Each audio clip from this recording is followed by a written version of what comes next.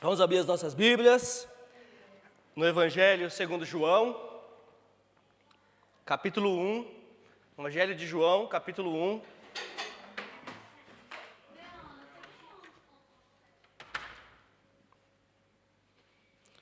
João capítulo 1, vamos ler a partir do verso 1. No princípio era a palavra, e a palavra estava com Deus, e a palavra era Deus. Aquele que é a palavra estava com Deus no princípio. Todas as coisas foram feitas por intermédio dele. Sem ele, nada do que existe teria sido feito. Nele estava a vida, e esta era a luz dos homens. A luz brilha nas trevas, e as trevas não a derrotaram. Surgiu um homem enviado por Deus, chamado João. Ele veio como testemunha para testificar acerca da luz, a fim de que por meio dele todos os homens crescem. Ele próprio não era a luz, mas veio como testemunha da luz. Estava chegando ao mundo a verdadeira luz, que ilumina todos os homens. Aquele que é a palavra estava no mundo, e o mundo foi feito por intermédio dele. Mas o mundo não o conheceu. Veio para o que era seu, mas os seus não o receberam. Contudo, os que o receberam, aos que creram no seu nome, deu-lhes a autoridade de se tornarem filhos de Deus, os quais não nasceram de sangue, nem pela vontade da carne, nem pela vontade de homem algum, mas nasceram de Deus. Aquele que é a palavra tornou-se carne e viveu entre nós. Vimos a sua glória, glória como do unigênito, vindo do Pai, cheio de graça e de verdade. Amém. Amém. Irmãos, no sermão da semana passada, no primeiro sermão que nós vimos a semana passada sobre a luz, Isaías nos trouxe, ou nos chamou a atenção, vamos dizer assim, que houve luz em meio à escuridão. A luz virá, disse Isaías. Hoje, no Evangelho de João, nós não olhamos mais para a promessa, nós não olhamos mais para trás, nós olhamos para o hoje, na verdade. Isaías anuncia a luz virá e João anuncia a luz já veio. Então ele faz de maneira majestosa. E João, ele não começa o evangelho com genealogia, por exemplo, como Mateus. Ele não começa com detalhes históricos, como Lucas, nem com uma perspectiva profética, como Marcos. Ele começa no eterno, antes de Belém, antes da criação, antes do tempo.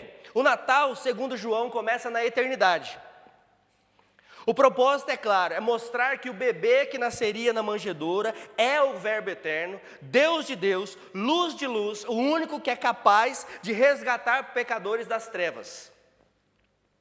Então, vamos começar vendo dos versos 1 a 5 que nós acabamos de ler, sobre o Verbo eterno, a luz que existe antes de todas as coisas. João abre com palavras que ecoam Gênesis. No princípio era o Verbo. Isso significa que Cristo não começou a existir em Belém. Isso não significa que Cristo não começou a existir quando Maria concebeu do Espírito Santo. Isso significa que ele não foi criado, ele não surgiu, ele não apareceu, ele sempre foi, ele é eterno. Se Cristo é eterno, então ele é também pré-existente. O Verbo estava com Deus, nós lemos. Isso fala da distinção pessoal, a comunhão dentro da Trindade.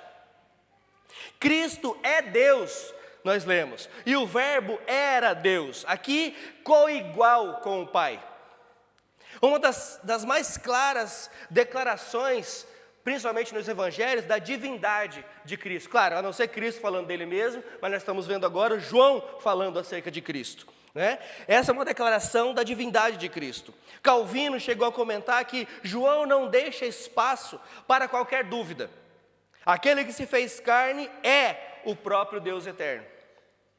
Se Cristo não fosse Deus, ele não poderia salvar. Concordam? Se Cristo não fosse Deus, ele não poderia salvar. Um Salvador criado não seria capaz de regenerar. Um Salvador criado não seria capaz de justificar e nem de reconciliar pecadores com o próprio Deus. Então Cristo é o Criador e é o sustentador da vida, diz o texto. Todas as coisas foram criadas por intermédio dele. Ele não é parte da criação, ele é fonte da criação. Deus, em Cristo Jesus, ele não é parte de tudo que existe, ele é a fonte de tudo que existe. Cristo, Ele é a luz que vence as trevas. Nós já vimos isso em Isaías semana passada e vamos ver isso de novo hoje. Ele diz, a luz brilha nas trevas e as trevas não a derrotaram. A luz de Cristo, ela é invencível. As trevas, elas não podem detê-la. Elas não podem abafar, elas não podem distorcer, elas não podem extinguir a luz de Cristo. Irmãos, veja que existe uma máxima que nos ensina que, na verdade, trevas é ausência de luz, certo? Trevas é, na verdade, ausência de luz. Você já falei isso, acho já aqui, já, né? Já falei, acho que eu falei de manhã. Eu falo de manhã, eu falo à noite, já não sei mais onde é que eu falo. Então vocês que se viram, vou falar de novo. Se você entrar num quarto escuro e tiver muito escuro, tudo escuro, e tiver apenas um pontinho de luz, é impossível as trevas vencerem esse pontinho de luz. Esse ponto de luz, ele vai sobressair.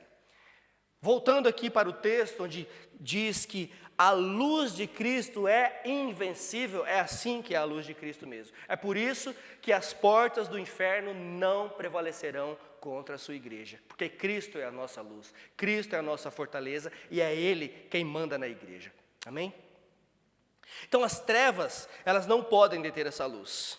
O Evangelho, ele não é uma tentativa divina, mas ele é uma vitória divina para a humanidade. Natal é a chegada da luz eterna que não pode ser vencida. Nós não podemos enxergar o Natal, eu sei que tudo acontece no Natal, né? A gente viaja, nós recebemos as pessoas, nós preparamos a casa, preparamos até a igreja, enfeitamos, ficamos felizes, né? Compramos presentes, damos presentes, ganhamos presentes, comemos pra caramba. Agora o pessoal, esse dia eu vi até uma brincadeirinha com o pessoal que está tomando monjaro aí, vai tudo passar mal no Natal, porque não vai poder comer e se comer vai passar mal. Vai ficar tudo, vai tudo passar mal. Mas isso é bom, porque no final das contas a gente come pra caramba do Natal para depois no novo falar que a gente vai começar regime, vai começar dieta, né? Então, o Natal geralmente traz isso para nós, né? Traz essa alegria, traz esse tempo. Talvez para alguns traga tristeza, para alguns traga um pouco de ressentimento, para alguns traga talvez memórias não tão prazerosas assim, mas nós não podemos enxergar o Natal só assim, nós não podemos enxergar o Natal só com essa lente humanizada da nossa parte, porque Natal é para nós a chegada daquele que viria, aquele que foi prometido, aquele que traria luz ao mundo. Para nós, Natal é Cristo Jesus encarnado num bebê nascido na manjedoura, mas é um rei encarnado, é um rei que nasceu humilde, mas que hoje ainda vive para sempre. É isso que nós precisamos lembrar acerca do Natal. E a rejeição humana, diz o texto que as trevas recusaram e ainda recusam a luz. E isso nós estamos falando de rejeição humana. Aqui, João nos leva ao drama, na verdade, da redenção. A luz veio ao mundo, mas o mundo não o reconheceu. A luz veio ao mundo, mas o mundo o rejeitou. Ele não veio para os seus, ele veio para os seus, mas os seus não o receberam. Na teologia reformada, isso nós chamamos de depravação total da humanidade. Isso quer dizer que o pecado corrompeu. O pecado corrompeu a mente, o pecado corrompeu os nossos afetos, a nossa vontade e até o nosso discernimento espiritual. E, para ser honesto, não é só a teologia reformada que diz isso, na verdade a Bíblia diz isso, né? A Bíblia toda fala acerca disso. Diz que todos pecaram e estão, portanto, destituídos da glória de Deus. Não há um bom sequer, nenhum que seja bom. Então, o pecado, ele corrompeu a mente, os afetos, a vontade e o discernimento. Paulo afirma o seguinte: o homem natural, o homem sem o Espírito Santo atuando nele, o homem natural não aceita as coisas do Espírito. 1 Coríntios 2,14. Então, não é que ele não entende, é que ele não quer entender. Ou seja, a vontade humana sem Deus, ela é curvada sobre si mesma. Não é que as pessoas não entendem, elas não querem entender. Não é que as pessoas não creem, é que elas não querem crer. Não é que as pessoas não querem sair das trevas somente, elas não podem sair das trevas, a não ser que o Espírito Santo os mova para isso. É isso que o texto quer dizer. Isso explica por que o Messias foi rejeitado. Isso explica por que o mundo anda em trevas. E isso explica por que o Evangelho sempre encontra resistência. Sempre encontrou, sempre encontra e vai sempre encontrar. E por quê? Porque o Evangelho é a luz e a luz expõe. O Evangelho é a luz e a luz revela. Ela revela quem somos de verdade. O Evangelho é a luz e a luz desmascara. Ela nos coloca frente a frente com nós mesmos. Nós temos que nos encarar no espelho. E nós temos que reconhecer quem nós somos de verdade. Ou seja, o ser humano, ele prefere viver à sombra da autonomia do que a exposição à verdade do Evangelho. Quantas vezes você já conversou com alguém sobre o Evangelho do Senhor Jesus, e essa pessoa é totalmente contra o Evangelho, ela é contra os princípios do Evangelho, contra os princípios bíblicos, porque ela está muito cheia de si mesma. Esse é o ponto. Por isso que eu falei semana passada, e volto a repetir, que a salvação, ela não pode ser de obra humana. Não tem como a salvação vir do homem. Se a luz que veio ao mundo dependesse da nossa aceitação natural, ninguém seria salvo. Ninguém seria salvo. Se a luz que veio ao mundo dependesse da nossa aceitação, ninguém seria salvo. O novo nascimento, ele é uma ação soberana de Deus que nos faz seus filhos. Por sua vontade, você pode ser adotado da família de alguém? Pela sua vontade. Se essa família não quiser, não quero te adotar. Não, mas eu quero ser adotada. Não, você vai ter que me adotar. Você consegue isso? Se com a humanidade não é assim, por que nós achamos que com Deus é assim? Nós só podemos sermos adotados por Deus porque Ele nos escolheu. Tanto que a adoção é uma coisa que é realmente um dom. Eu creio que quem tem a coragem suficiente para adotar uma criança, essa pessoa é dotada de um amor assim extraordinário. Esse casal é dotado de amor extraordinário. Porque a adoção, ela é a escolha que você faz de trazer alguém para a sua família e você cuidar dessa pessoa. Isso é adoção.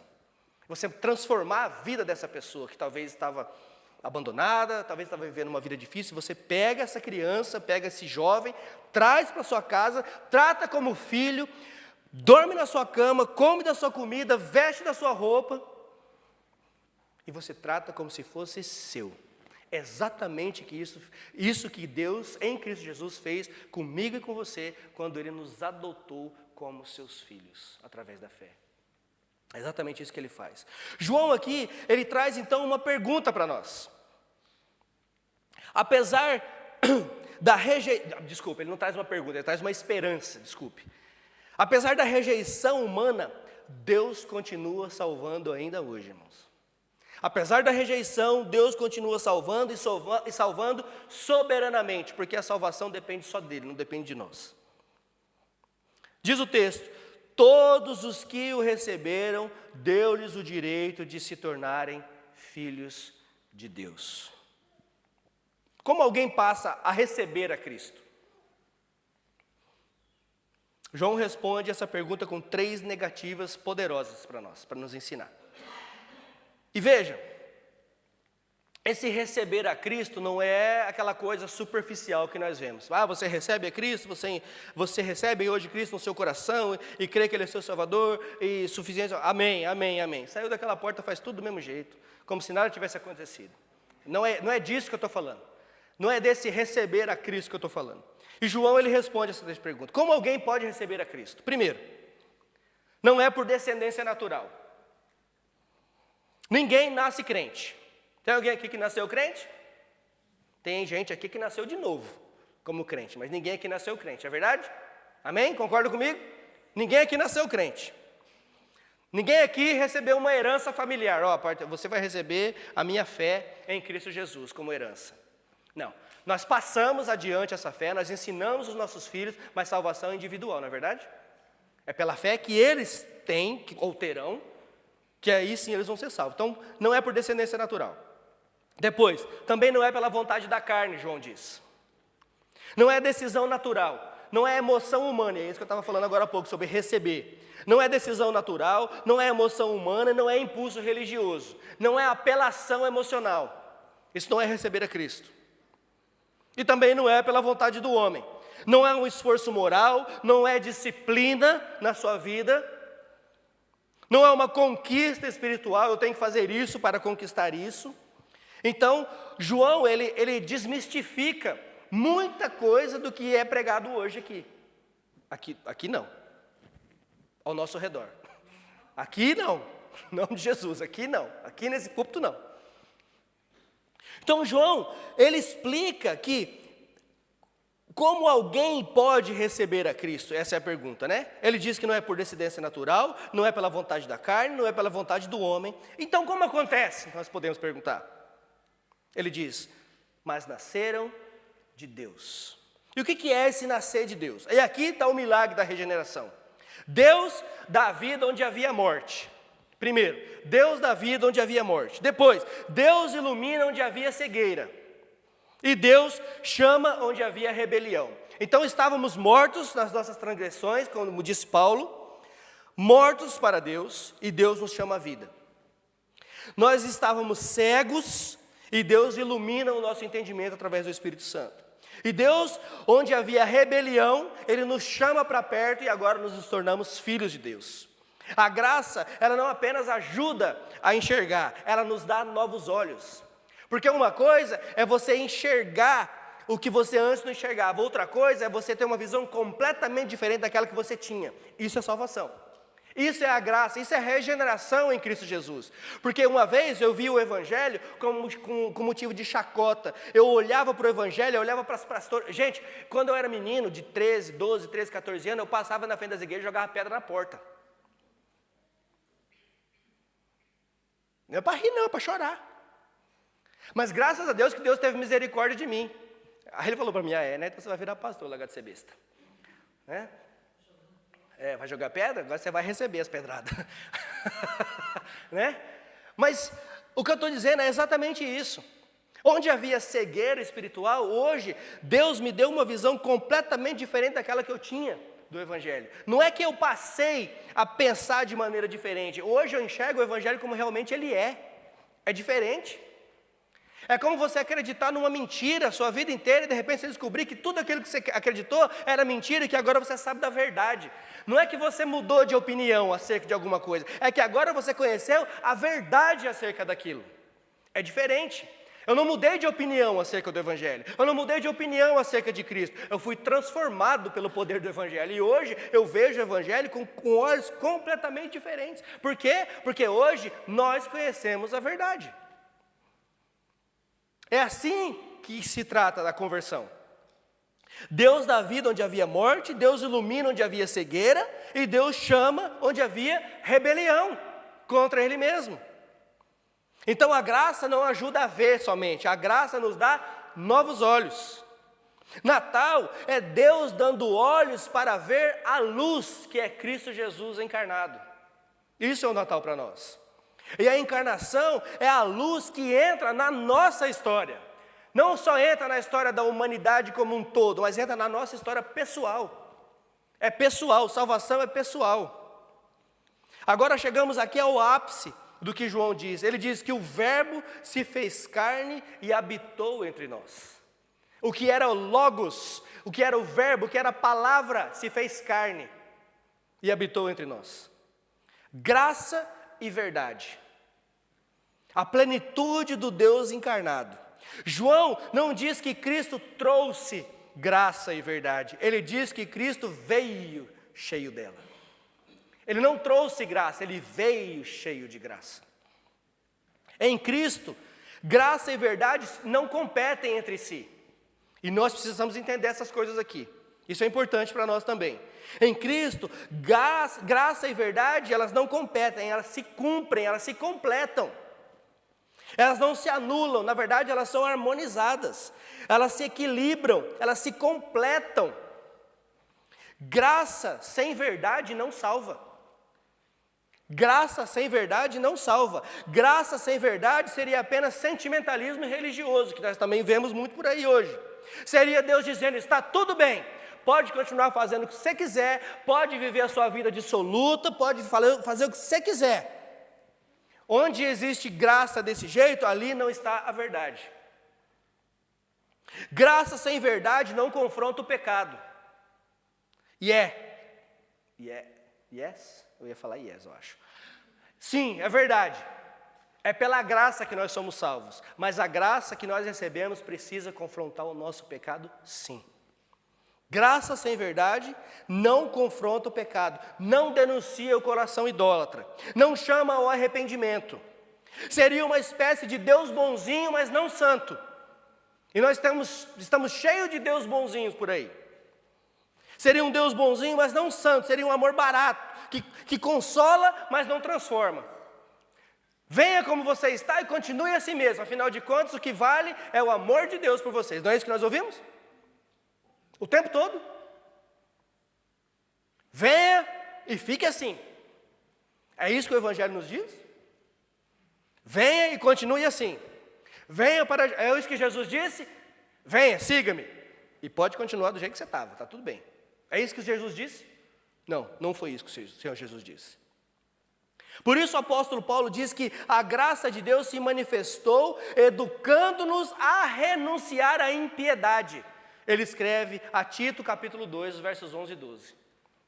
Ele diz, olha, a graça de Deus se manifestou a nós, educando-nos, nos ensinando a renunciar à impiedade. Graça verdadeira sempre carrega a luz, e a luz revela o que está escondido, amém? A graça verdadeira sempre revela a luz, e a luz revela o que está escondido. Verdade sem graça não alcança. Do mesmo jeito que a graça sem verdade não salva, verdade sem graça não alcança. Por outro lado, essa verdade sem graça se torna em dureza, se transforma em legalismo, peso insuportável. Verdade sem graça é como a lei sem sacrifício. Ela condena, mas não cura. Ela mostra o câncer, mas não oferece o remédio. Ela mostra o problema, mas não dá a solução. A verdade de Deus, sem a misericórdia de Deus, ela apenas expõe a nossa miséria, mas ela não nos resgata dela. E não é isso que nos foi mostrado em Cristo Jesus. É isso que Jesus, ou é por isso que Jesus repreende os fariseus. Eles tinham a verdade da lei, mas não tinham a graça do Evangelho. Eles tinham a verdade da lei de Moisés, mas não entendiam a graça da salvação. Em Cristo, graça e verdade se encontram perfeitamente. Somente na pessoa de Jesus, essas duas realidades deixam de ser opostas e se tornam inseparáveis. Ele é a verdade que denuncia o pecado, mas Ele é também a graça que perdoa o pecador. Ele é a verdade que denuncia o pecado, mas Ele também é aquele que te chama e fala, creia em mim e seja perdoado. Então no Calvário, irmãos, essas duas correntes, elas se chocam e se unem. A verdade afirma o veredito, o salário do pecado é a morte. E a graça declara o milagre, mas Ele tomou o meu pecado em seu lugar, no meu lugar. Então o salário do pecado é a morte, é verdade. Mas a graça também declara que nele nós podemos ser salvos. A verdade é o espinho que fere, e a graça é o óleo que cura, disse Martinho Lutero. E Cristo traz ambos. A verdade é o espinho que fere, a graça é o óleo que cura, e Cristo nos dá ambos.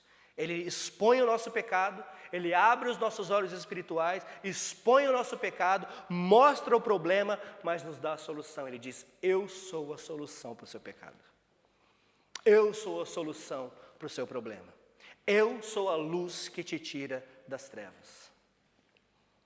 Ele é o leão e é o cordeiro. Ele é a majestade, mas também é a mansidão. Ele é a justiça e é a misericórdia.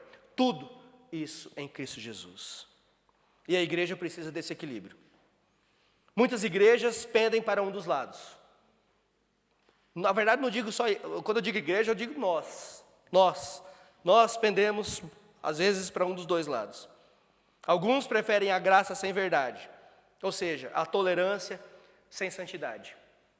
O importante é estar com a igreja cheia, deixa o povo pecar, deixa o povo fazer o que eles querem.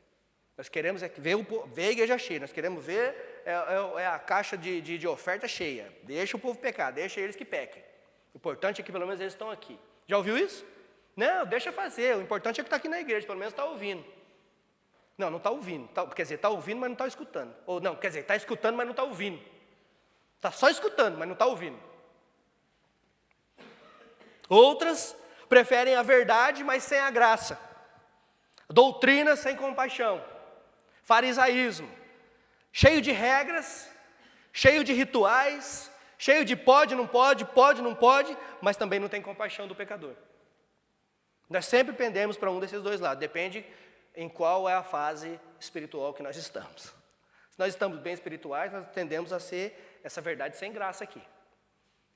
Nós colocamos regras para nós mesmos, colocamos regras para as pessoas, e aí nós começamos a fazer. Aí, de repente, nós começamos a dar uma escorregadinha, começamos a pender para o outro lado, muitas vezes, e aí vira graça sem verdade.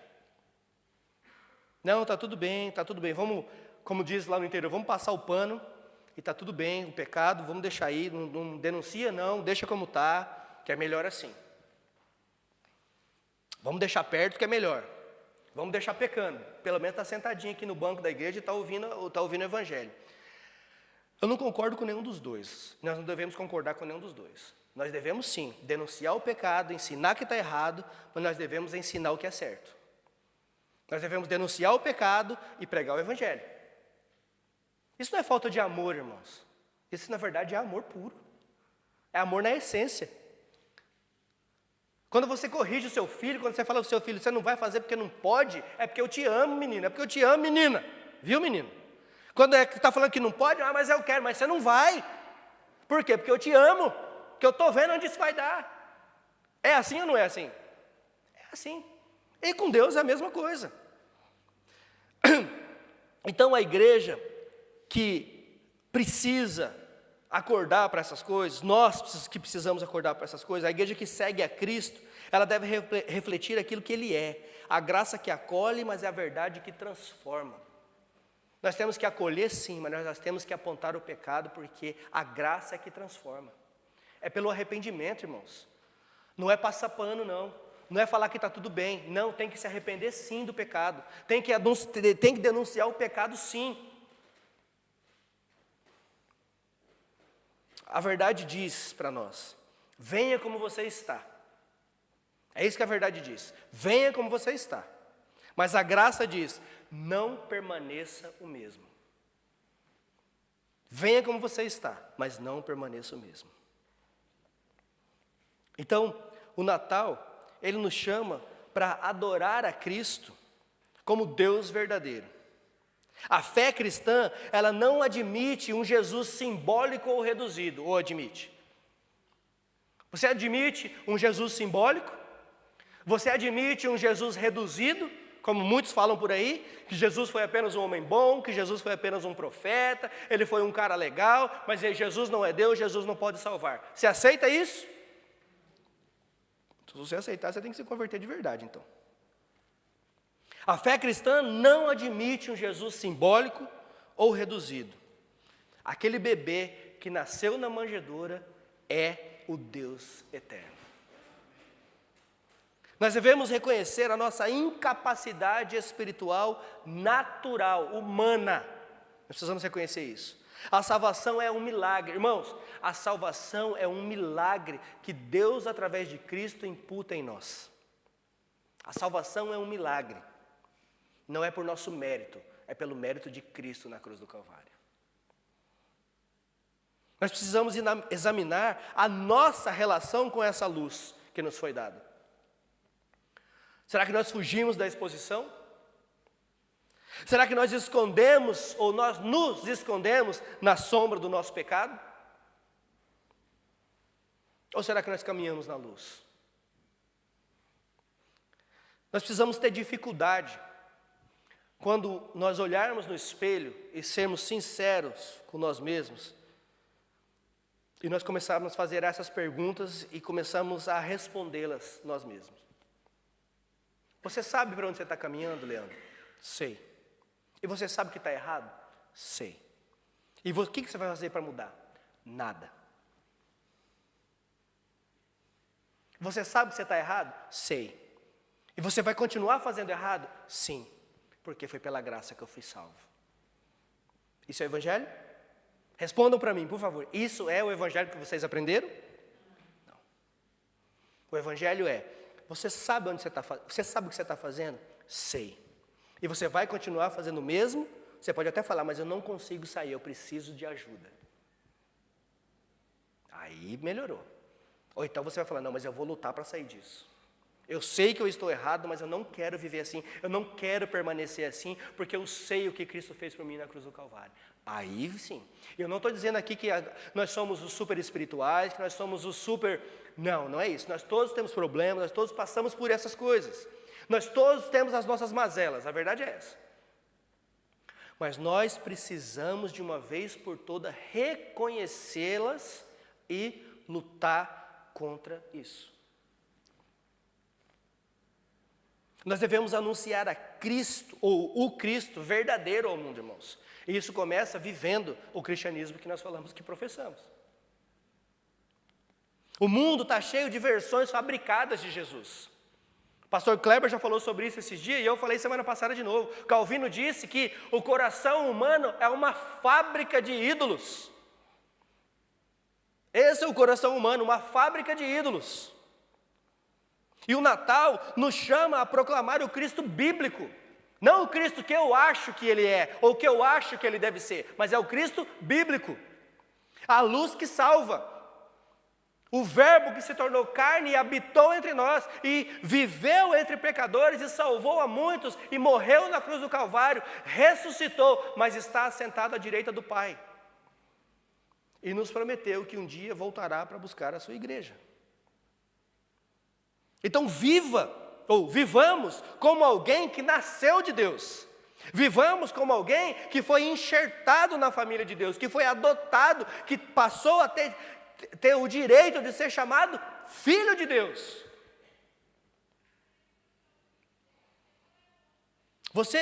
Irmãos, você e eu, nós não fomos apenas perdoados. Nós somos filhos. Nós somos co-herdeiros com Cristo Jesus. Nós somos nova criação em Cristo Jesus. Eu fico feliz de ver o entusiasmo que vocês me olham quando eu digo isso. Eu fico feliz de ver o quão felizes vocês estão por dentro, porque eu sei que no fundo vocês estão felizes. Irmãos, a luz, ela veio ao mundo. Ela não veio como uma luz fraca, mas ela veio da própria glória de Deus. O Verbo eterno se fez carne, a luz brilhou nas trevas, e as trevas não prevaleceram e nem prevalecerão. O Natal é a celebração do Deus que veio nos resgatar, iluminar e transformar, e não só aqui e ali, mas de uma vez por todas. Esse é o sentido do Natal para nós. Então que nós possamos refletir nesse tempo. Não só nesse tempo, mas especialmente nesse tempo, talvez. Ao comemorarmos essa data, comemorada mundialmente, nós possamos refletir o verdadeiro sentido do Natal. Está ali, ó. Está ali, cadê? Onde foi que eu vi? Ah, está aqui. Ele é a razão. Jesus é a razão do Natal.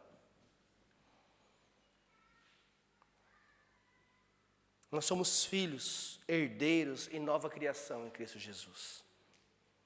Amém? Vamos orar. Senhor, mais uma vez louvamos o Teu nome, porque o Verbo eterno se fez carne e habitou entre nós. Obrigado, Senhor, porque a Tua luz brilhou onde havia trevas, rompeu a nossa cegueira espiritual e trouxe vida ao nosso coração. Senhor, faz-nos caminhar na Tua luz, viver como filhos e testemunhar a graça e a verdade de Cristo nesse mundo. Concede-nos, ó Pai, olhos para contemplar a Tua glória e, principalmente, coragem para anunciar o Teu Evangelho. Senhor, nos ajuda como igreja, nos ajuda como indivíduos a vencer as nossas batalhas diárias. Nos ajuda, Senhor, a dizer não ao pecado, a renunciar àquilo que nos afasta de Ti. E nos ajuda a dizer sim para o Senhor, sim para a Tua palavra, sim para o Teu Espírito Santo. Senhor, nos ajude a resistir ao diabo. Nos ajude a passar pelas provações, forjando o nosso caráter e nos transformando a cada dia mais parecidos com o Senhor. Pai, cuida das nossas famílias, cuida dos nossos filhos, das nossas filhas, dos nossos pais, daqueles familiares que ainda não Te conhecem. Usa-nos como canal de bênçãos para essas pessoas, para que possamos não só anunciar, mas viver o Teu Evangelho, Senhor. Usa-nos, ó Pai, para fazer a diferença na vida dessas pessoas, para sermos canal de graça na vida dessas pessoas, mas para sermos também canal, Senhor Deus, de verdadeiro Evangelho, que denuncia o pecado, que mostra o problema, mas que também traz a solução desse problema, que é o nosso próprio Jesus Cristo. Ajuda-nos, ó Pai. Em nome santo de Jesus é que nós oramos e Te agradecemos. Amém.